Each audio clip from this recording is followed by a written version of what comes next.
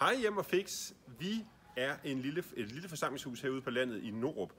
En forening, der hedder Noki, som driver vores forsamlingshus herude, og som simpelthen har brug for noget hjælp. Og hjælpen, vi har brug for, er, at vi gerne vil have etableret her i det her område, jeg står ved, et stort trædæk, en udeterrasse, om man vil.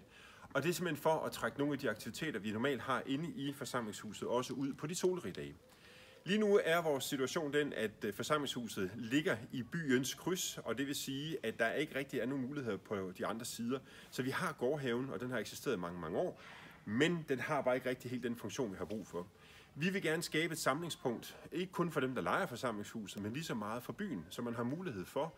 Også fordi vi ligger på Europas cykelrute fra Italien helt op til Nord-Norge. Der kommer vildt mange cyklister, og de har brug for at tage en pause nogle gange.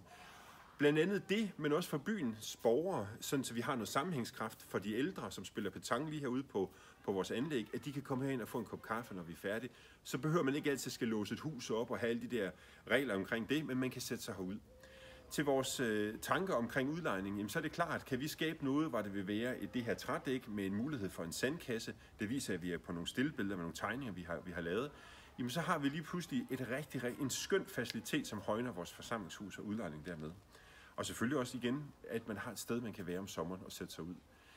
Vi er en driftig lille by med 200 husstande. Der er en friskole, der er børnehave.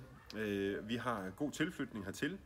Og vores foreningsliv, det er også ganske, ganske fint. Men vi har lige brug for at højne vores samlingspunkt. Vi har ikke længere nogen købmænd, så det er rigtig, rigtig vigtigt for de her små byer i landdistrikterne, at man har mulighed for at have nogle samlingspunkter. Vi håber rigtig meget på jeres støtte. Tak skal I have. Rampen, som vi har her, det er simpelthen, den har været tiltænkt til folk, som ligesom sidder i kørestol og på anden måde har brug for, at vi skal skubbe udstyr op, når vi har koncerter her. Og det er selvfølgelig ikke det mest optimale at have.